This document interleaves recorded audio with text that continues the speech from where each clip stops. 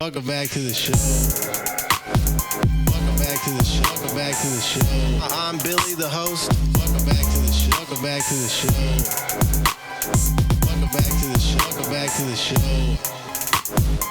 I'm Billy, the host. Welcome back to the show. I'm Billy, the host. We're joined today by producer Trent Ludzack. Hello. We're in Trent's unnamed studio in beautiful Marietta, Georgia. And today our special guest has been on Conan. He has a record with 800 Pound Gorilla, the label, the very one and only Andy Sandford. Hey, guys. And I forgot to also mention that you refurbish consignment furniture. Yeah. Which I'm digging some of the pieces you've been putting up. Oh, yeah. We've done a lot of sewing tables lately. Yeah, that's just a cool you get them for concept. so cheap, and you can make them in all kinds of stuff. My mom had a sewing table when I was younger, and It like flips out and stuff. yeah, it is a weird little thing. Yeah, and that's the thing about when you repurpose them or whatever. They normally have a sewing machine, weighing it down. Yeah. But when you take that out, that thing can easily just tip over. So we found like little tricks to like add a bunch of weight on one side so you can actually use the bar. Are you acquiring these things with sewing machines in them? A lot of times, yeah. Are you getting like some good sewing machines? Like some That's what Singers? sucks is there's some singers and stuff, and they look cool, but like you really can't do anything with them. Right. Like I've looked up just to see if anyone else has, just because it's like you hate to throw away this cool looking old sewing machine, but it's like it says make a steampunk lamp, and it's literally just a sewing machine with a lamp. Some people who do sewing, they want those though. Yeah, it looks like the most. If someone had that, you'd be like, "What is this, dude?" So other than the doorstop, you can't do much with them. So it sucks, but you got to throw them out. Yeah. I wonder, what are those made out of? Aluminum or something? They're like steel. I mean, they're heavy. They're hefty, like iron. Like they're several pounds. They're pretty heavy duty. You could embroider some merch or something. They're hard as shit to work. My mom sews and stuff. I got hand-me-down stuff from my cousins. Yeah. And my cousins were into Jinkos, and I was not. So, but I got their hand-me-down Jinkos, and I was like, "Oh shit!" And my mom hemmed them into be normal pants for me. Okay. And I thought you were gonna say she was making like off-brand, like homemade Jinkos. She just made Jinkos normal, but there was like insane. I want some. There was like an embroidered J that you couldn't get rid of, really. So I would be at school, and these Asian kids would be like, "Hey, those are the smallest Jinkos I've ever seen." Yeah, the breakdancing. The breakdancing kids. Yeah, they were like, and I was like, "Oh shit." Do you still see the breakdancer kids, or has that just evolved into that died out? TikTok dancing with MJQ, like 2008. My homecoming. I remember seeing young Asian men who did not go to my school. Yeah, and they were just like having dance battles. They were real battles. I never see them battling. I just see them like hanging out. Well, yeah. Well, I don't know what They're always ready to dance. But they were like doing the windmill thing on the ground. Yeah. And I would see them stand in a circle and then just kind of jump in and do some footwork and go, no. I was at an anime convention recently, and I saw a bunch of girls doing like dances from the K-pop music videos. Yeah, or there was one for like stop motion or something. Yeah. Yeah, that looks creepy. Very weird, yeah. It was kind of cool though. Like everybody knew the dance. Yeah, it's weird that I was always waiting for the actual dance battle to happen because we go like play pool at this like pool hall in the dirt mall in Gwinnett, and a lot of dance battles. Yeah, no, there. you didn't see many battles, but you just saw a cruise of dudes that were clearly in the same getup. Yeah, they're like had choreography ready or something. Dude, that'd be sick. And they were just playing pool. I'm like, oh, someone challenge these dudes! Like, come on. If biker gangs would have dance battles. Yeah, they really. If I want to see some we had one refrigerator box to unfold, we would get it down. Yeah. I thought about like, because I see you're wearing the Star Bar shirt. The reason I don't frequent the Star Bar is because I like to go to McCracken's on Mondays. Mm-hmm. It starts at 9:00. Yeah. And I was thinking about getting like jean jackets and patches for all the McCracken's comedians. And so I'm going to have to teach them dance moves too now. Oh, good luck. I don't think comedians are good dancers. Probably not. as a rule. Improv people, they dance. Probably not. But, like, there's a lot of Jewish comedians, and they dance. I wouldn't say the Jews are known for dancing. They do it all the time. But I know a see them do certain it. b-boy type that you're talking about, yeah. The Jewish community, they love to dance. But I don't know the community as a whole. I mean, they dance the Torah. If there's one thing I see between Jews and the news, Or the Hora, it's sorry. dancing. Bar right mitzvah. now. Well, actually, I will say I went to Noah Gardenswart's wedding, and very Jewish wedding, and he was marrying Esther Steinberg. So the Gardenswartz, what did I say? I don't remember. Whatever her last name is. It's a very Jewish wedding, and they did the hora which is where they come out when the bride and groom first come out, and they hold up in chairs and dance. They did that for like 2 hours, and I was like, "Oh my god, I can't! I have to lay down or something." I couldn't Were believe you it. holding one of the chairs? No, I was just like clapping off to the sides, but you're just like clapping nonstop, and then like someone will drag you in to dance or something, and you're like, okay, and it's dude for 2 hours. See, I was complimenting them. They dance. Just Yeah, I was really impressed by that. they got their own thing. Yeah, but that's Gardenswartz. He was like in a black fraternity and stuff. But there was some flavor to that wedding. I liked seeing like live dancing. I'm not a great dancer. My brother's a good dancer. No one ever. I've never heard someone say, "I am a great dancer." Actually, no one ever says that. Yeah, But there have to be some. yeah. You don't meet a lot in When I'm comedy, alone, I'm a I great dancer. think. Yeah. Good dancers dance to show you. They don't Yeah. say Yeah, you can dance like no one's watching, but I'm watching. Like, yeah, I think that's reserved for more like popular people. Comedians sometimes are popular, but they don't tend to They don't be dance. the ones. They're more of like the artsy theater kids, I feel like. In the same vein. Not Maybe. quite There's the same. there's several types because there's comedians that either did too many drugs and had to stop, or there's comedians that are just total nerds. They're like, oh my god, what is that? Yeah. Yeah. So And there's I all had types. no idea like comedians were that into drugs. I thought they Some were are. all mostly nerds. They are. I would say you're right on that. In some places, like some places, it's mostly. I feel like nerds. Atlanta is kind of very heavy on the let's get fucked up and do comedy. Yeah, some I guess. Even so, there's a lot of young people in the like they don't really get like fuck. Like there one time, I'm not gonna name names or anything, but there was a older comic that was like, he's like, man, I thought these young comics partied doing bumps on like a 7 I o'clock know exactly mic. who you're talking Yeah, about. well, let's not say. But I was just like, dude, it's Tuesday. You're freaking these kids out. Murray. Like, I don't know. I don't know Murray well enough. I can call him out, and he's gotten a little better about that. No, yeah, this was like years ago. Yeah. But I was just like, it's fucking. He knows because I talked It's to him Tuesday, about bro. it. I've been like, dude, you're getting too fucked up, man. Like, Yeah, he's definitely mellowed out. I've been over to his house before. When I walked in, he was like, "What's up, man? You want to split this You hidden want to acid check out with this me?" sword? Yeah, I was like, dude, it's 8 o'clock. He's a on sword guy. Tuesday. I could tell. He's definitely got some kind of sword-like thing. Nah, it was very like cool. Some special nunchucks. Nice place. He's a real estate agent. Yeah, those people are cool, by the way. I love running into sword guys. Yeah. And I have a sword. Nice. I have Cloud's sword from Final Fantasy. I watch Forge and Fire a lot. So, Okay. yeah, I like My father-in-law makes knives. I have one of his knives. I feel like in my I could car. do it. I just haven't done it. You know what I mean? I've watched it so many times. He, That I might mess it up, but I know the process at least. he really likes it. He's got a whole forge and Yeah, They don't take into account the hard work, like when you got to make something within hours. Like these big fat dudes, they just like make knives at their leisure, you know. Yeah. And then they're on the thing, and they're like have to do it in like 3 hours. So like, oh shit! And Yeah, they yeah. have like every other episode, someone overheats, and they got to send them to the ER. I'm like, what?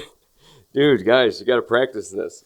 get a bucket of ice. It's not the same at all. It's like just chilling in your. Hey, yeah, that heat and that pressure, man. Dude, there's literal heat. There's like 4 forges going. You've been eating barbecue all day. Yeah, that's all they eat. Yeah, I knew they used to tape that over near me in Brooklyn, and we would like go hang out by there and try and catch. You don't see much, but you see them walk in, Yeah. like the dudes.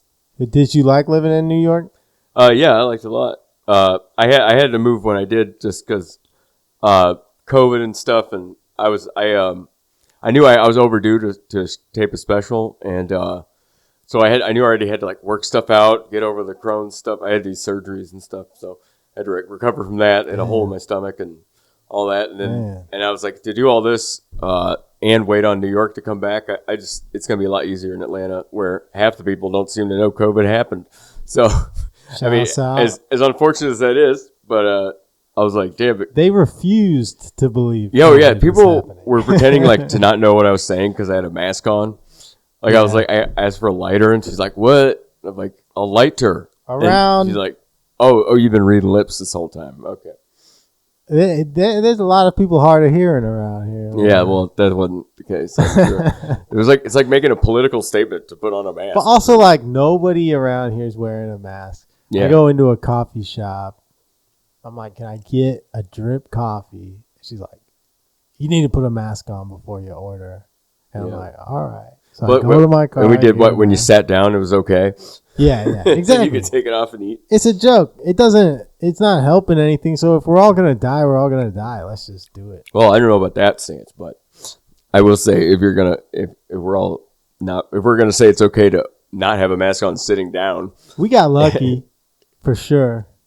Yeah. I never got, like, they told me that having Crohn's, like, kind of contributes to why I never had COVID, because it's like overactive immunity and stuff. Yeah. I mean, there's other stuff that sucks, but at least there's that. But I do think we got lucky and we saw how fragile our system is, because, like... Yeah, how no plan at all. Yeah. My wife got COVID, and so I went to Kroger because for some reason they thought she had asthma, so they prescribed her an inhaler, but she doesn't have asthma. And then I went to Kroger to get it because I was like, well, I didn't know why they gave her an inhaler at first. Her name's Taylor, so it's like, it could be my name. I'm there to pick up medication for COVID, and they're like, oh, your prescription's not ready. Why don't you just walk around and shop for a little while?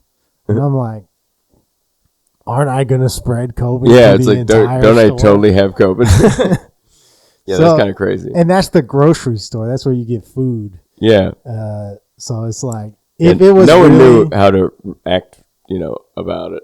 If it was a super deadly virus or something, like, we would all be done. Yeah, I mean, it was pretty, quite a few people are no longer here. For sure. But, like, mostly older. Remember when they kept measuring it in 9/11s? Yeah. Like, 5 9/11s. I'm like, damn, that's not good. Because just one 9/11, we were all pretty riled up about that. So maybe we should do something. When you think about horrible things that have happened in other countries, it's about to be a World War I. Oh no, 9/11 like doesn't sound that bad, right? Yeah, it's a few thousand. I mean, definitely a hit. Certainly a dent. but now we're just apparently it's okay that it's a nonviolent. You just die from a disease, so it doesn't count. And let's be honest, what's a few thousand New Yorkers? Yeah, right. Well, everywhere. It was World Trade. Do you hear Shane Gillis's bit about the Australians always sound funny? Yeah. And he's like, even if there was one in 9/11, it's like, oh, crikey, there's another one. Get down. It's true, though. They always do sound... Like in New York, there's like always Australians on vacation. Oh, we're on vacation. Yeah. We're on holiday. That's where you go. And we're like, dude, you guys are always on holiday. That's why insane. Like you they're can great have crowds. 10 comedy clubs on every street corner, right? Yeah, they're great crowds. Like when you get all Australians, they pretty much know all your references and stuff. But Europeans, that's when like I got past the comic strip. That was like the first club I got past at. Nice. And for some reason, there's like so many Europeans and stuff on vacation, and they stay in that area, and they're just like they don't know anything I'm talking about. Like I was talking about not paying medical bills or something. They're like, medical bills? What? The only joke they identified with was McDonald's bit I do, where they know McDonald's, and so like they're excited. But it's weird getting used to those crowds. Why did they come to a comedy club then? I know what they're just like New York City Comedy Club. Like they were like picturing some image in their head. Yeah. I think I know what image, but like I guess in Europe, like what's like one of the things they associate with New York? It's like stand-up comedy. Yeah, Seinfeld. It's probably weird. Yeah. Do you know Alex Labuti? I don't think I know anyone named Labooty. He's a comic strip guy, but he's younger. Yeah. Oh, because I haven't been there in years now, but that was the first when I moved there in 2011. I think by 2012 I kind of got the hook up there. I got like one good audition spot on a Thursday where it's packed, and you just do well once, and then you kind of it's kind of nice, even if it's just for weekday spots, because they have like a minimum that they have to pay, like for weekday spots, it's like at least $35. Some people do more. That's kind of how Atlanta works, though. Yeah. A certain And then on booker the weekend, sees you do well at an open mic, yeah, at a bar, and you're in. yeah, and the weekend, like it's like minimum 75. A lot of seller did like 90 and stuff. So like, you could like, not have to go out of town and make some money. That's sick. But it takes so long to get in weekend wise. Like I was after years, I was like, they would call me if someone had to bail or something like that. But yeah, it's like coveted spots. I went to New York 3 times for comedy. A couple times before that with my band, but I did a few open mics, and I had a couple people introduce me at a comedy club, and the guy never put me up. Yeah, that happens a lot. Twice I was introduced. But that it is like a whole other world, the open mics there and stuff. I mean, it's like fun. Yeah. But some guys like they're only concerned with doing mics, so they will do that all night. One thing I noticed about New York open mics is it's all comics. There's not really like bar shows. Always all comics. It's like a few people it's in the guarantee. bar. Yeah, they're being forced into the comedy whether they like it or not. Yeah, and there's like you don't do any crowd work or anything like that. And mostly like when people get to know you, they'll kind of like play audience and they like actually listen to your joke. Do you think that's a more conductive scene for comedy, or do you think something like Atlanta where kids will get a little hot-headed because they can talk with the audience the whole time? Yeah, I mean, if you're gonna end up doing that, I don't know. It's like seems like a waste to me. Like I like to just run material and I only deal with the crowd really when I feel like it's necessary. I don't like to, but it seems like that's the trend right now. I don't know if it's the and I definitely am not. I'm not concerned with any trends or anything. So I just I try to avoid. How long you been doing it? Because like I guess almost 16 years. Wow, that's a about long 2007, like late 2007. Yeah, so you've been around the block. Yeah, and I kind of hit the ground right. Like that was like all I was going to do. I was like, if this goes okay enough where I feel like I could get some kind of handle on it, then I'm just going to do nothing but this. And then that happened. So I was like, because I kind of just had like a little bit of a breakdown before that. And I was like, I was at a pretty low point. So I was like, well, just give me anything. So I dove in pretty hard. And when I started in Atlanta, it just happened to be a time where there were funny people, but even the people that were really funny were pretty lazy. They were like, or now what? Like unprofessional. Yeah, they just like, and I grew up around comedy and stuff, so I kind of knew how hard you had to really hit it. Because my other mom, as I call her, I grew up. My mom's best friend moved in with us after my dad died when I was like right before I turned 9. Okay. So she started comedy like when I was like 10, and I saw the comics like at that time and stuff. It was fun to like sit down. Does she still do comedy? Yeah. Karen Mills. She's in she does mostly corporates and stuff like that. She opens for Leanne Morgan. That's sick. But she's in Chattanooga. Yeah, she's killing it right now. And also has a record on same label. I'd love to get like an opening gig. I'd love to do even like a cruise ship gig. You think so, but they're pretty brutal. I almost did one that was actually, the whole thing was like, it was like a New York night out, and it was the whole ship was like Manhattan or something. Yeah. And so they had like a comedy club that was like seated 75 and you could do rated R or whatever. Yeah. And I was like, yeah, that sounds fucking awesome. And then it fell through somehow. But I was like, oh man, that's the one cruise I would like love to do. Because they're like, yeah, do whatever. I would love to do like Burt Kreischer's cruise. That'd be sick. Yeah, that's going to be fun. All those people are there for comedy. Yeah. One of my friends was on the Warp Tour at sea. Really? I was at the Warp Tour skateboarding. Yeah, I used to go to that. Yeah, I remember when they had. I skated. They had some random little contest, and then there was like 5 or 6 of us got to just skate around at the park. Are you a good skater? I was all right, but I knew I wasn't ever going to be like a pro or anything like that. You don't skate anymore? I still do sometimes. Okay. I mostly cruise around. I got like cruiser board and stuff. My buddy Corey, who is our biggest supporter, is a big skateboard Nice. guy. It's always funny, especially the older I get, running into other dudes that I know skate. I just start talking to them. It's like, yeah, we all have the same like viewpoints. It's so weird. We're like, yeah, I remember when that video came out. Yeah, it was sick. Yeah, I liked skateboarding and I tried it, but I always hurt myself. And Yeah, I so broke a few bones. I associate it with pain. And I'm very much like, when I start doing something, I want to space out a little. I don't want to have to focus. Yeah. I've never heard that before. I like to space out. I wakeboarded a little, and I hurt myself doing that, so I stopped. Yeah. And when I do like any kind of sport or extreme thing, I get hurt, and so it's just not for me. Yeah, it sounds like it's not.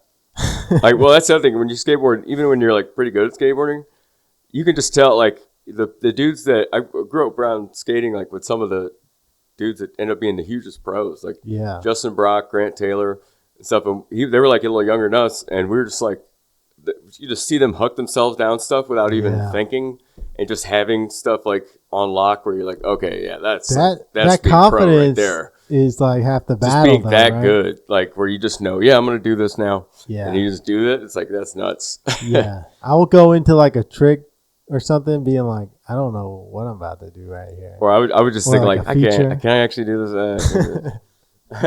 Have you ever been to like the Terminus wakeboarding spot around here? No, what is it? Can like you a pull park? Up, Terminus, it's called. Of course, it's called Terminus. It's called Terminus Wake Park. That was the name. That was Atlanta's former name. Yeah. That was a pretty badass name. It's a whole. We used to be Terminus. That's awesome. There's like a sports complex. We're like a villain city. Yeah, hate city. Terminus. Pull up just like the YouTube video. I think they have just. Yeah, of course. There's like jets and shit too. Yeah. We gonna have the Blue Angels come by on Terminus. Not the beginner leg. Let's see. North America's largest cable wake park. What'd you say? Cable? Yeah, wake park? it's like a fixed crane, and it yanks you around the park. Whoa! So you don't even need a boat? No, it's sick. Whoa! It's a little expensive. It's like $70. Yeah, I bet. For a day, I mean, look at it. It's insane. But you buy the season pass, and then that makes it cheaper. Yeah, I mean, if you're gonna pursue a wakeboarding career, you have to be. My brother worked there, so I did this for like a whole summer until I hurt myself. Wow. That looks gnarly though. Like falling, just people, if you're going fast in the water, I mean, you might as well be hitting the ground. Yeah, they have a beginner lake and advanced lake, and the beginner Are there people lake, just showing up to the advanced lake like, yeah, fuck, I got it, dude. Dude, the guy who owns what's that bar right down the street from that's enough. Limerick. Down the street from Limerick? You like go down in a basement and there's 10 live High? Karaoke. The 10 High? It might be that. The His Dark name's Horse Tavern? Curtis. Yeah, I think so. And he wakeboards, and he's like an older dude, and he's like gnarly, man. Yeah, of course. Then there's a few Take me like to the Black Diamond. there's a young girl. She's like 16, Rivers. She's like a pro already. Wow. There's not very many pros in this sport because there's not that many parks. Yeah. And it seems like it's a privileged thing to be able to get good at. It's like snowboarding. It's like pretty expensive too. Yeah. And I only did it once because it's part of a school thing. But I was like, it was so different from skateboarding that I was like, oh, you're like gotta stay on an edge the whole time. You can't just roll flat on. It's crazy. See, I'll go skiing, and my friends are always like, my friends skate and wakeboard too, and they're like, dude, if you have the chance to go snowboarding, why are you skiing? That's so lame. And I'm like, because you're not going to be good at either. Because I don't have the money to do this. Yeah, and if I snowboard, I'm going to spend the whole weekend on my ass. Yeah. Whereas if I ski, I can have a good time. Yeah, you can stay there in the, what they call it, bunny style or whatever. Yeah. You can go down on skis like pretty safely. Man, skis are pretty easy to pick up. I mean, they're tiring. But they're easy to hurt yourself on too. But I couldn't do it like where you keep them together and shit. Like, it's exhausting. I was learning that by like the second weekend that I went. My brother used to take me. He loves to do all that stuff. He hits like slaloms. Yeah. That's a weird. How did that come about? Where it's like, let's put a bunch of bumps in there and just see how they go down them. Yeah, I did one it of looks those wild to on me. my last day, and my legs like felt like jelly. at Yeah, the end. it looks like sucked. it looks like a nightmare. And I was like struggling down the mountain and like falling a lot. And Yeah, I mean, you just eat shit on those things, right? this like middle-aged, like super fit European guy comes flying up to me. He's like, "You are doing good." Like, just I mean, you're going down like keep your legs steps. together. Yeah, I'm like, I mean, I know, that's man. nuts, I'm just dude. like tired. It's so hard, man. I just want to slide. And they have the things where you do that and then you like stop and shoot shit, and it's like, what is this? They keep it expensive to keep the pores out, though. Yeah, you get pores would get so good at slaloming. Dude, we'd be like smoking cigarettes on the Yeah, mountain. they make it like a bad boy sport, like skateboarding and pools and stuff. That's why you don't see a lot of like degenerate. In the 80s, you saw that. You saw the bad guys like were like control the mountain. They're like, see you at the top of the mountain, loser. The rich preparatory. Yeah, they were guys. like rich kids too. Yeah, They got to be some kind of authority figure. yeah. What is ski patrol? What are they patrolling? They do have ski like, patrol. what is ski patrol? Like, hey, you guys can't. It's like, okay, fuck off, thank you. The first Like, time I went, I Would had you ever no be scared of a idea. ski patrol? Well, he got mad at me one time, and I was kind of like, man, I let him down. Yeah. Because the first time I went, I had no idea what I was doing. I got a bunch of hand-me-down gear, so I had my helmet on, not strapped onto my head at all. Yeah. I didn't have my little poles strapped around my wrist. They were just free balling. And then the first time I ate shit, all my gear went flying off my body. And the ski patrol guy came up to me and he was like, "Hey man, you might want to strap that stuff on." I was like, "Oh yeah, I'm sorry." But they got pissed at you? Yeah, he was mad because there was like kids around. It was What? like Because your stuff, it's like, hell, that sounds like you're the one taking the hit. yeah, I was just a danger to everybody on the mountain. I think that was the problem. I Yeah. was also like 5 I would be defiant by gummies it. in. Yeah, I would be like, listen, bro, I'm high and I'm going to be a danger to the people around me. So fuck you. Ski the best- patrol. That's the best part of Colorado skiing is you hit the dispensary on the way there, and then you got a bag, like a pocket full of gummies up there on the Yeah. mountain, That's a lot. burning a hole in your pocket. Yeah, when I was in the hospital, someone gave me like when I could start eating stuff, someone brought me like 100 milligram thing. And you know, I was like, I eat half of it and I was like, waiting. I was like, yeah, I think it hit me. But I was just laying down, you know, undilauded. Yeah. So when I finally got up, I was like, oh my God. Yeah. I can't walk anywhere. And they want you to walk around a little bit. And I'm like, I don't know. You can't tell them like Yeah, I can't be like, I'm Just- blazing hot. They didn't say I couldn't. It's you just, got Fortnite or I something. doubt they'd recommend it. I need it. You got Tony Hawk's Pro Skater 1 and 2. Yeah, they give me Dilaudid every 8 minutes. What is that? It's like 8 times as potent as morphine. Oh, Yeah, it's pretty heavy opiate thing. So, but they gave it on like a light thing, jeez. you know, so you could, when the light beeps, it means you could click it again. And I was like trained to, in my sleep, I'm like hitting the button because you don't want to miss one. Yeah. Just going in. Yeah, well, you're just laying there in the hospital with a hole You in your think they stomach. should just give that to people at like home? You get like a big. Oh, man, that would be Big probably tank. worse than it is now. 'Cause, yeah, people definitely mess with Dilaudid pretty hard. Yeah, we blame the pharmaceutical companies for the opioid crisis, but like you're hitting that button. Oh yeah, but you know that's why, because it's irresponsible. That's how good it is. It's irresponsible to not have it where people can't, you know, because people are going to. One of the things I feel like people don't talk about is like the anti-anxiety medication and the sleep medication. Yeah, I don't like that stuff. Makes you insane. Yeah, Xanax and stuff. Xanax and Ambien is like the same thing as Xanax. Yeah, people die from. There was someone I know not long ago.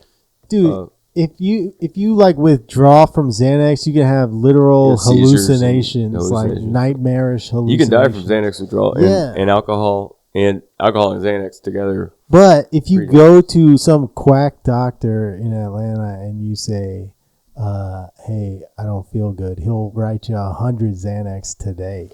Yeah, that's not good. That shouldn't be that easy.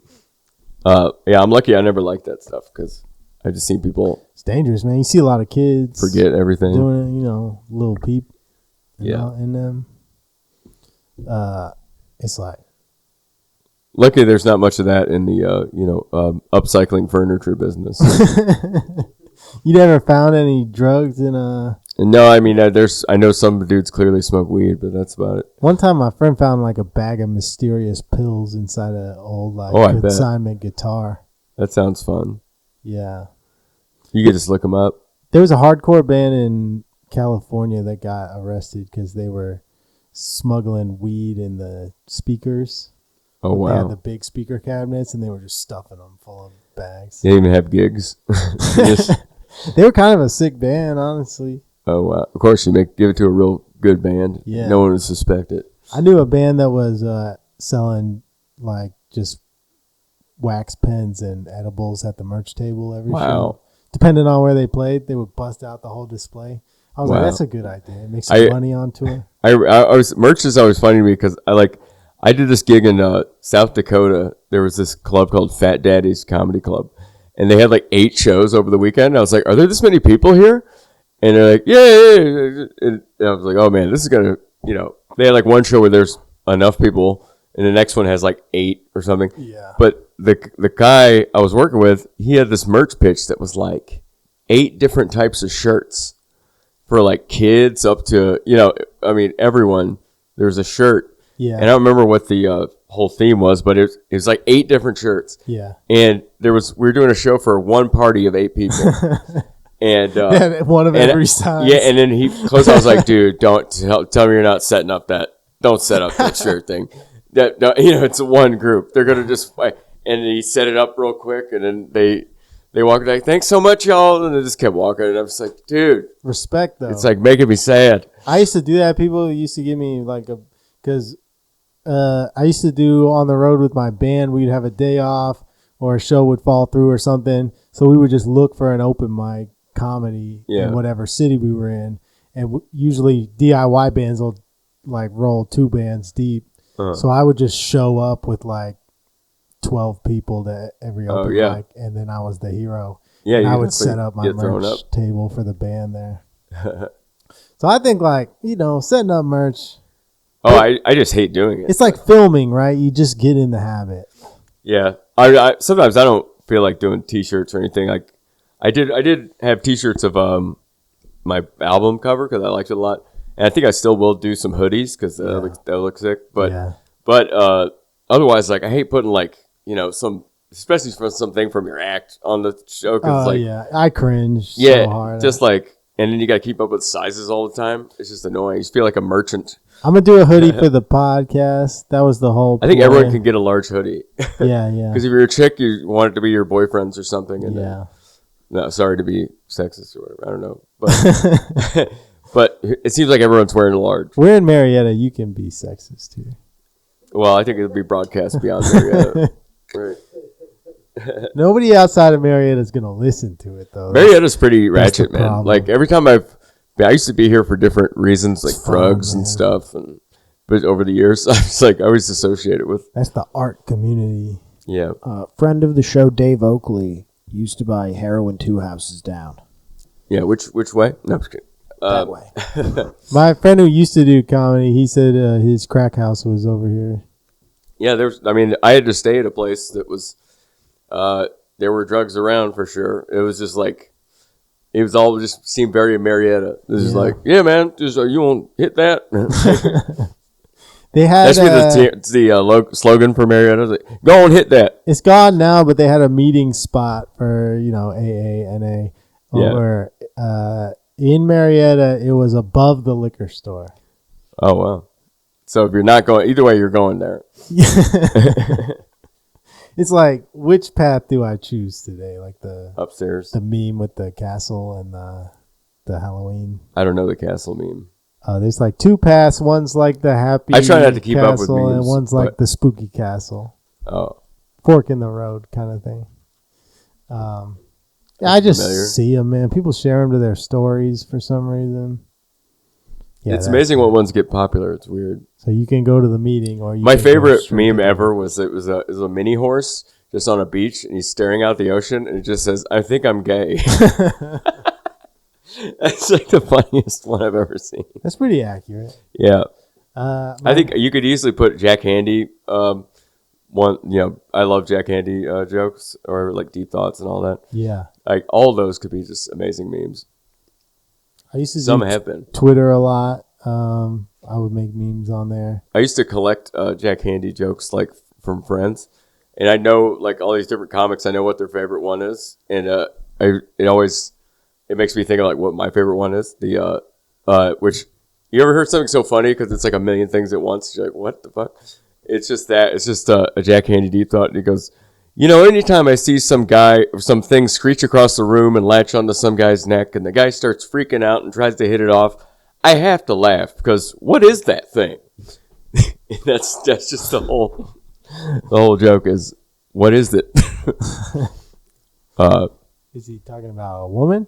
No, I think he's talking about an alien or something. Oh. Screech across the room and latch onto some guy's neck. But picture he's that. just I've seen women do that. He's so nonchalant about it. I mean, you guys don't think caught anything that was funny about it, but it was. Well, I'm a big Mitch It's one of my Hedberg favorite. guy. Yeah, that's what I think. The same vein. Yeah, kind of alternative, more like. I was picturing a raccoon. Yeah, that could be it as well. Yeah, Because that movie, Saving Silverman, the fight scene with the raccoon. a raccoon. Yeah. That was like the only funny moment in Elf is when he gets attacked by the raccoon. I was like, Oh yeah. that's a great gag. Oh, I remember there being funny stuff in Elf. It's kind of all annoying right. the singing thing. It's weird. grown on me over the years. She sings like Kermit, you know. It's very Yeah. weird. And Zoe Deschanel is in it. That's a plus. Yeah, that's who sings like Kermit. Yeah. What is your favorite Christmas movie? I'd say Trading Places. Okay.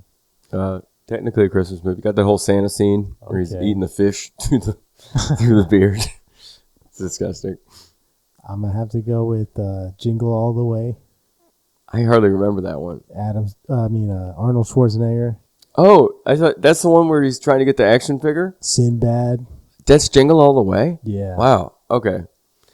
What's the other Sinbad one with Sinbad and Phil Hartman? Where it's like House Guest or something? That's around Christmas time. I don't know if I've seen believe. that one. Oh my God, it's amazing, dude. It's like one of the best movies. Sinbad just kills it. So does Phil Hartman. Yeah, I think it's called House Guest with Sinbad. It's like incredible. It's one of Phil Hartman's last things. 1995. Yeah, I might have missed that one. Oh, it's amazing. I'm a big Sinbad fan. Oh, if you're a big Sinbad fan, you got to see this one. Okay. This hell is, yeah. I think, the best Sinbad movie. Who were your? And I love Sinbad. What kind of comics kind of inspired you into comedy? I don't know, into comedy. I mean, I know I loved Sinbad when I was a kid. Yeah. I saw that live at Morehouse probably 10 times. And, yeah, he was hilarious. But I guess when I started, I remember Patton Oswalt had just done Werewolves and Lollipops. Okay. I love that I remember album. that one. Yeah. And I also like Shane Moss. He was kind of like just up and coming. He did Conan like several times. I remember Shane Moss. Yeah, and I was like, oh, this dude's so funny. His album was so good. I don't know if he still does. And it. I he shouldn't have said yeah, it. he does. I remember.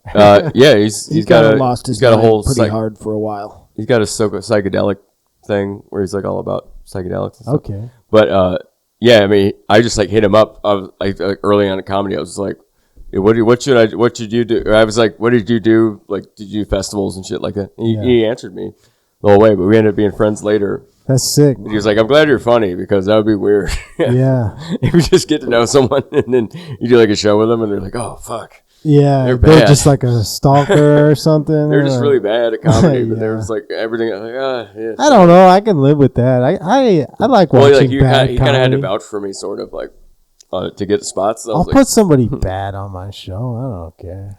yeah, They'll get better eventually. that's one way. To look at it. Or they'll quit. That's usually what happens. Sure, I just counted on people quitting because I remember when I started, I was like super hyped on comedy and stuff, and I would like meet someone else that was, I think, seemingly the same, but then they were just like so many people you just don't even see them again. Yeah. Like you'll forget more people than you'll ever Yeah. remember. Well, you see a lot of funny people, and I think the game just beats you. Yeah, up. whatever they can't take, it got to them. I'm about 8 years in. Trent's over 10 years now. So I was real enthusiastic when I first started. I wanted to do all the shows, all the tours and stuff. Now I'm like, I want to go home. Well, I never get tired of comedy, but I mean, I definitely get I love doing stand-up. I think there's no drug that feels better than killing. Yeah, it doesn't matter to me how many shows are, like, the more shows, the better. Yeah. Because, I mean, assuming the more money, but also just, like, you're already there. Fuck it. Let's do 20 shows. I don't care. I love doing, like, 2-3 spots in a night. Yeah, that's what I love about New Yorkers. You could easily do 5 without really thinking. Like, I would always go to, like, a mic or so at 6, and then kind of, if you had a spot, or even if you didn't, someone else did, so you just go where they're at, and maybe someone drops. I felt like I was doing pretty good before COVID. I was like getting some momentum, and I was going out like 3-4 nights a week. And COVID was pretty rough. COVID happened, man, and I just like nothing like that had happened. Comedy, where I would never assume I wouldn't be doing it for like a year and a half at least. Not only did all the stage time die, but then like a whole new class decided. Yeah, some people started. We're gonna start. Yeah, it's weird. We're gonna take over, and that's great, good for them. But I was just like, but you're not taking over anything. I just fell into like a funk because I couldn't go out. Yeah. Every other night, like I was. Yeah, I was. I mean, it's not lucky or anything, but when I had to have surgery and stuff, it happened to be at that time where comedy was shut down anyway. So I was kind of focused on that. And then I really only had to deal with like just quarantine for a few months. But even then I was like, God, this sucks. Yeah. Like I just want to do, I never, how much it kept me sane just going out every night. And I was just always pushing myself. So I just got better and better, but I never thought about it. So when you stop doing it, you kind of forget. I forgot like what level I got to or anything. Yeah. I had to like listen back to tapes of myself at like a festival and be like, oh, okay.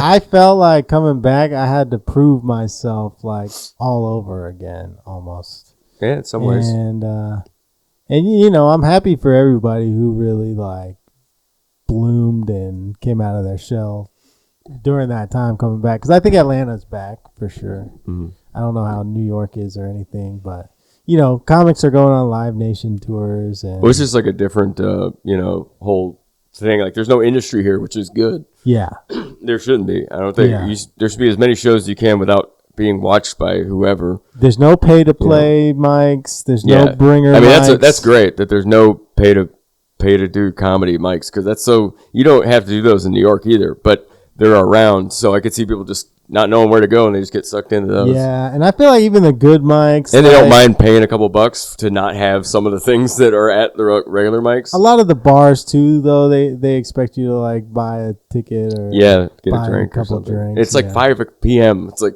can I not? Do I have to drink now? Why? If your business model is let's bank off the degenerate comics who are just here to do a spot for 5 minutes, like your business is already fucked. Yeah, if you're relying on comedy, you're screwed, dude.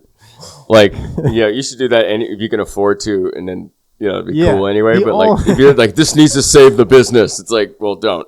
The only time you should be doing comedy at your bar is if you're psychotic and you want comedy. And they, especially if they just like pick the worst people to work with. There's just like there's like companies out there that are just like, yeah, you want to do comedy night? Yeah. And it's like, they don't care that in 6 weeks they're going to be like, yeah, fuck this. Yeah, like, they don't care. Because they get $100 every time they do it, and they make $600. They do such shady stuff where, like, I've done a couple of those where you get paid and it's way more than what you know you're getting paid. And you're like, hey, what's this? And they're like, oh, yeah, just send us the remainder.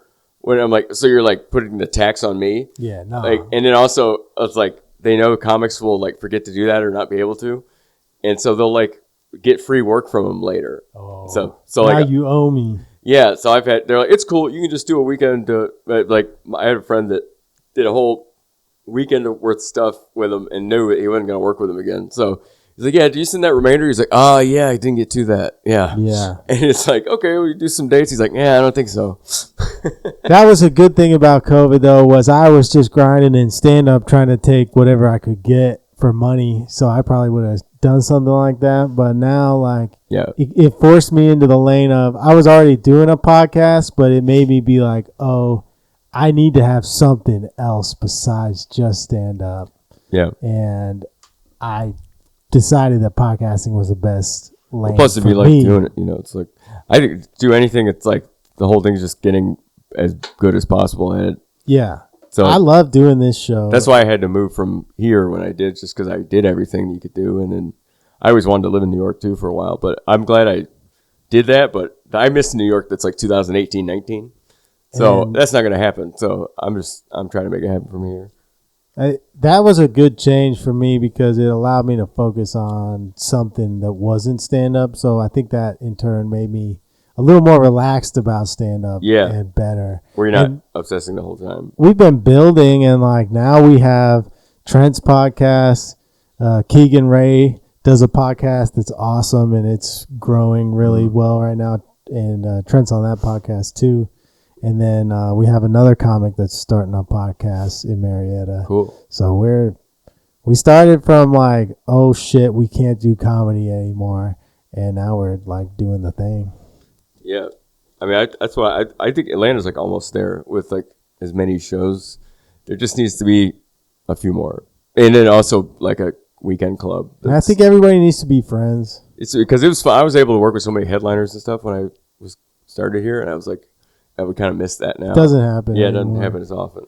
My dream would be to have like a physical location where there can be a podcast studio and shows will happen. Yeah. And try to get in guys who are at a smaller level touring. Yeah, that in Charleston, the guy he was doing the room, Josh Bates, he was doing the room Sparrow, which is a great room. It's like hardcore vibe. I've heard his name. Yeah. And now they got the club, and that's got like a podcast studio and stuff. He showed me the plans. It looks amazing. That's the dream, because that'd be perfect for like Atlanta. Yeah. Just like a hangout.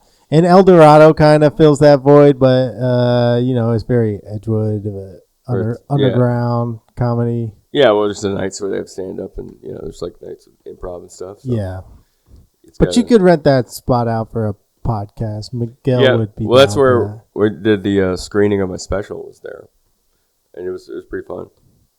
Yeah, I wanted to go to that, but I had baby dude. Yeah, there was a lot of stuff going on that weekend. Yeah, but it was mostly like my friends and family and stuff, and there was like a few comics. But that's a great room for that. Yeah, though. It was really like mostly that. It was pretty fun. I saw a skate video. My friend Daniel Summerhour makes skate movies, and it was at some theater in Atlanta. I can't remember what it's called. La Plaza? It might have been the Plaza. Yeah, that or Midtown Art Cinema. Sometimes they do. Like, I grew up skateboarding here and stuff. I think he's done a premiere at both. Yeah, there's another one on Ponce that's like, it's just the studio or something, but they have a badass big screen. We did several skate premieres there, which are always fun. Yeah. Because everyone's like, oh. Dude, it was so crazy. People were throwing little like shot bottles at the screen and stuff. Yeah, skateboarders are wild, dude. Like when I lived at Seaboard Avenue, that's like where all the skaters live. It's like right near Little Five Points. Yeah. Across from Edgewood Shopping Center. But there was no Edgewood Shopping Center. It was just like a field where heroin addicts laid down. But you couldn't walk through it because you're like, I'm going to kick somebody. I don't want to. But you couldn't walk under that bridge either. You're going to get mugged, so you had to go through like multiple people. But yeah, we when I first started doing comedy, there'd be someone that knew me from Seaboard, and every single time they would be like, Seaboard! I'm like, all right, dude, just chill. And then they get kicked out like every time, dude. Did you ever go to at Nalta? It was like a DIY spot, like a flat ground spot. Depending on which one it was, I did several of the foundation spots. Like it used to be one in Marietta that was a lot of fun. Yeah. Speed Zone. But no, this one was like a straight up just a foundation that we built shit at.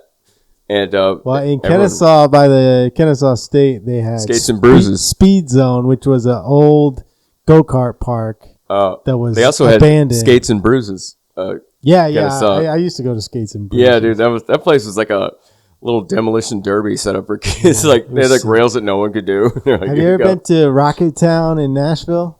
Rocket Town? I think so. Does that have like the prefab stuff? It's a music venue and it's like a wood park. Oh no, then I don't think I've.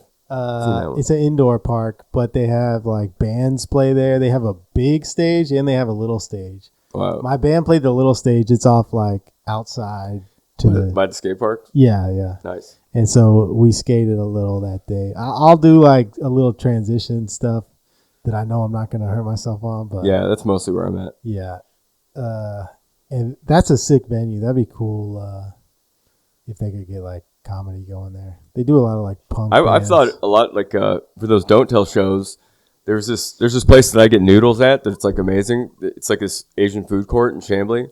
It's near my mom's work, but it's just they have this like outdoor Zen garden and stuff with a stage. Yeah. And I'm like, God, they need to do something here. But it's like, I don't even know who you talk to.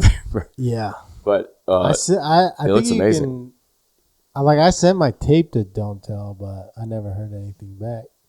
They have, they just do a weird, like, where you fill out avails through email. Yeah. And then, but you always find out you're on a show from like a Instagram message or something. Yeah. And I'm like, God, I've almost missed like a couple of these. Because, you know, so most of the time it's just for like talking And shit. it's just a show, you know, but I got rejected from a festival yesterday. You got like a rejection letter? Email, yeah. But you were the one who inspired me to submit to the festivals because I think I was being an asshole, complaining about them, calling them a scam. Well, they're really only like as valuable as like if they have other cool people at them, then that's the most you're gonna get. Yeah. From even the best festival. Like I've done them all that were at the time. Like Bridgetown was amazing, but it was just because who else you're there with, you know? Like as long as they make it where you got everybody can hang out and stuff, and it's like that's what you're gonna get the most out of. Trent and I both did the North Carolina festival at the Idiot Box in Greensboro. Yeah, I did a Beards of Comedy show there once. That was a great festival because they own the club and they own the bar next door. Nice. And so comics are just hanging out. And they have that place Time Out in Chapel Hill or whatever. It's like where Michael Jordan ate all the time, but it's a 24-hour. They have an amazing chicken biscuit thing called the Four Corners Chicken Biscuit. I've never been amazing. there, but I've been to Chapel Hill. I did a spot called The Pit. I don't know that one. It was played a few pits. Stand-up venue. There was a stand-up venue. It was right down the street from the music venue that we played that night. I went up to the door guy at the music venue. I was like, you know anywhere doing stand-up tonight? And he was like, there's a spot like 3 or 4 doors down. And I was like, you think they'll put me up tonight? And he was like, tell them I sent you and they will. You so dropped his name? I went over there. It turns out he was the owner of the music venue. Working door. And so they put me up. And I did like bring my whole band in. Yeah, which was like that's good. 6 people. So we did a Beards of Comedy show where sometimes we traded information with like the only people touring them were like Doug Stanhope and Kinane and stuff. And sometimes Stanhope does bigger venues than we would do, but it was the only venue like in Spartanburg, South Carolina. It was a metal club, and it was like what happened the night before was like a vampire band. So there was blood all over the stage and stuff. And we did a show for like I don't know, less than 20 people. See, that's at where this I'm giant most at concrete. Home. That's when I'm in my zone right there. That's like it was fun, but it was like Spartanburg has just nothing but just we got a dark metal club. That's about it. It's like the suicide capital of the South. That's how I came up though. Was like a all ages rock venue. It was called Swayze's. I seem to remember somewhere called Swayze. If you skated, you should remember. I remember Swayze's in Atlanta. Swayze's, yeah, right. That used to be Lenny's before it was Swayze's. It was a double wide trailer where a lot of things went down in there. Billy, you never told me that Swayze's was a double wide. In my iteration of Swayze's, it was in a strip mall. Yeah, it got moved to a strip mall after it used to be Memorial. But I know Lee started it in Alabama, and then he moved to Atlanta, and it was in a trailer in Alabama too, I think. In Marietta, I think it was, and that's where I like started doing comedy.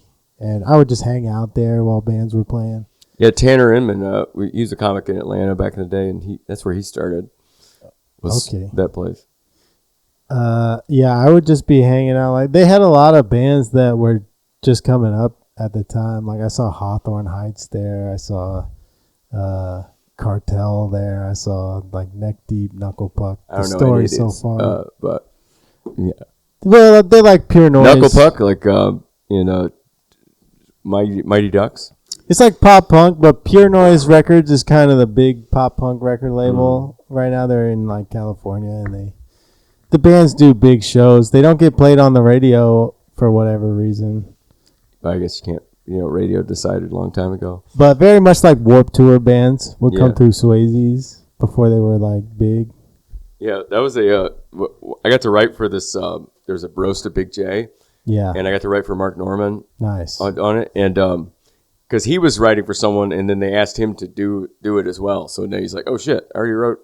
So he has. I tossed him some jokes, and I worked on it with several people. But one of the funniest ones to me was my friend Grant came up with it about Big J. He said, "You dress for the job you want, not the job you have." So that's why Big J wants to be a Warped Tour bouncer. It's like that's exactly how. That's pretty good. Yeah. He does have very like Spencer's gifts. He's got like energy. fingerless gloves, and, Yeah. and it's like when you watch his stand up, it's not he's not corny at all or everything. It's just like, why are you dressed like that? Yeah. He did trade out the fingerless gloves for hand tattoos. Oh, see, now you don't need fingerless gloves. Yeah, exactly. So he was covering up the fact he doesn't have hand tattoos. He's Yeah, like, I'm a dude. I'm cool. I don't have need a hand job. tattoos. Just right now, I'm wearing these fingerless gloves. But then he finally got the hand tattoos, and he's like, all right, I don't have to wear these things anymore. Now he has to wear a ski mask. Like, no, I got face Dude, tattoos. of course, I have a fucking face tattoo. I'm cooler than Post Malone. Do I look like a pussy to you? Post Malone like really just went nuts. So they're like, I guess I'm gonna be famous because he did not mind doing some job killers. Jelly roll. He's just got ridiculous tats all over his face. Yeah, I have tattoos, but nothing like. If I had to wear like a work shirt, Yeah, I just I'd wear be long fine. sleeves. Yeah. Plus, they're like I have nerdy tattoos. So. Yeah, I have like a lot of anime tattoos. Couple. Yeah, this is the Antikythera mechanism. Okay, yeah, So, there you yeah. go. It's an ancient computer. That's what they found at the bottom of the ocean. Yeah, yeah. Well, this is like the work if I did a diagram if it were complete. That's what that is. A Facebook virus gave me that. A knowledge. Facebook virus? Yeah, you know the little like links, sponsored the links that come up. the link things. They always look sketchy. They never look. Well, They all look like a virus. I feel like it's a bad like marketing tool for viruses because I think it's just ad revenue and clicks. Maybe it's all those people that got like marketing degrees. Because what happens is they say, this is what Tony Hawk said about skateboarding 12 years ago or something. And then it's like 23 slides with all one sentence on it that you have to click through to get to what he finally said. I hate those things. Just all those, or it's just like, click here, click here, click here. Like, okay. Yeah. I think they're generating like It's just a bullshit internet. Clicks. Just a whole bullshit internet that never has the article. It never has the thing. It just says like, sorry, stupid headline. how come Sorry. all right, how come like I get a Facebook scam message probably every single day. Of course.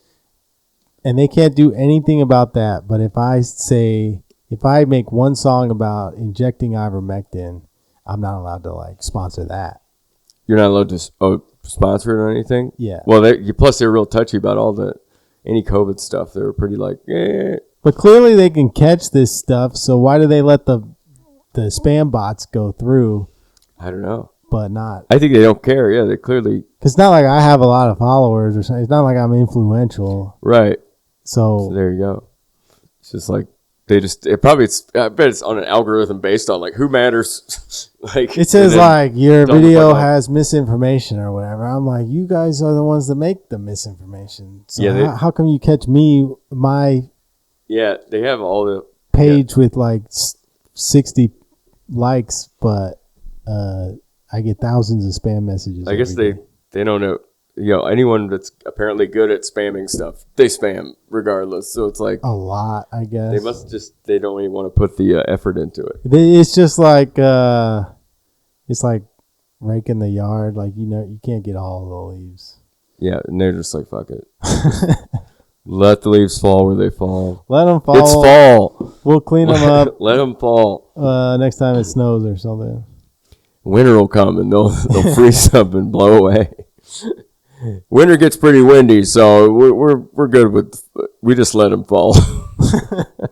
So is it only the sewing machine tables that you're doing right now, or do you do? Oh you have no, other we did projects? all kinds of stuff. Like there's some not that were for sale, but I made a little side table out of this like wine rack. It was like a old wine rack, and it's like messing with it, and it looks like that's what kind of started me on this thing. Anyway, it was like I accidentally made something like that was like pretty sick looking. Yeah. So I was like, that's crazy. And then I see my mom's been working on this stuff for years. And I was just like, I'm not going to do that. But then, you just end up having some ideas for them. You're like, well, let's try this one. And yeah. So there's like a few common ones, like sewing tables come up all the time, or like, everyone's always trying to sell like an end table or a night. So to make them interesting or something. I could definitely see those ending up in some like boutique home store. Yeah, well, that's what my mom's store is called okay. Consignment Furniture Depot. They usually have like nicer stuff. Sometimes we do sell stuff in there. It's usually like bar carts and things. We do a lot of bar carts. A lot of people just want to be able to carry their drinks wherever. Anywhere. Yeah. So those sell a lot, and things like sometimes we just take like a nice piece of furniture and paint it and make it look different, and we don't really do much to it just to sell it. But it's all like I like going to the thrift store and spotting good deals on something that I know we could make something cool out of, and then just the flipping aspect. Yeah. You got to go to the good thrift stores too. Oh yeah, you can't go to Goodwill. Oh no, they know what they got. There's some Goodwills that are good. Some where they have no idea what they're selling. Problem with Goodwill is a lot of times they know what they got in there. Sometimes they don't. Where my mom found there was a whole set of legit mid-century modern dining chairs. Yeah. They're like walnut or something, and she spotted them right away, and then they were worth like $1,200. Damn. And she got them for $6 a chair. And $6 a chair, and then sold it for like $1,000 plus. Like one thing I like about Atlanta having on the film industry now is at the thrift store you can find like tripods. Light stands, mic stands. Sometimes. Yeah, and there's I won't throw it out of the good spots, but I will say there's Goodwills that are better than others. Yeah. And for some reason, the one out in Roswell, very good. Yeah, nice stuff. Where the rich people cheap, live. But then there's also like one on Lawrenceville Highway. Not where the rich people are, but they have a great. They have a lot of good furniture. Go to Alpharetta, hit the thrift store. Yes, that's always a gamble, right? Because it's like no one donates to them, or they have like awesome stuff. Yeah. There's one near me in Avondale Estates, like in Decatur. There's like this. I can't remember what charity it sponsors, but it's like some kind of pet charity.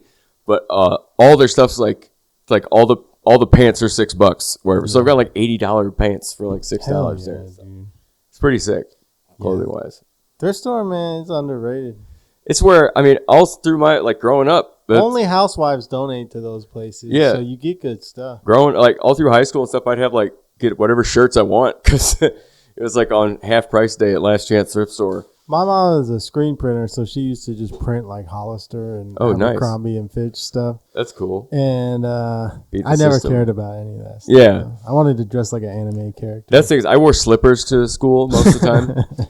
And everybody like, you're wearing house shoes? I'm like, yep. I was an emo kid a little bit, so I wanted to just be an anime character. We wore Dickies and then thrift store shirts, basically. Like skaters. 182. And we're like, you're not a skater. You don't wear Jinkos. We're like, dude, that's like it's forever ago. You don't know any of the modern pop punk bands, but you were a skater during the Blink 182. Oh, yeah. I know Blink 182. I couldn't stand them. All right. We're about an hour in, and there's another podcast tonight. So, you're promoting your special right now? Yeah. On YouTube? Basket Case, it is called. Andy Sandford, Basket Case. I have watched it. It's very good. It's free.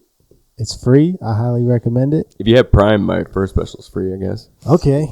I think I Shameful have somebody's account. I do have Prime. I'll have to check that one out. Yeah, it's called Shameful Information at Star Bar. And Instagram if you want to see his refinished furniture. Yeah, I post about tables. Thanks for coming. Come by Consignment Furniture Depot. Anything else you want to let people know about? Just that. Consignment Furniture Depot in Chambly. It's an Antique Row. It's a pretty cool store. Okay. My mom will say hi. I'll stop by. Yep. Ask for Marcia. Peace, y'all.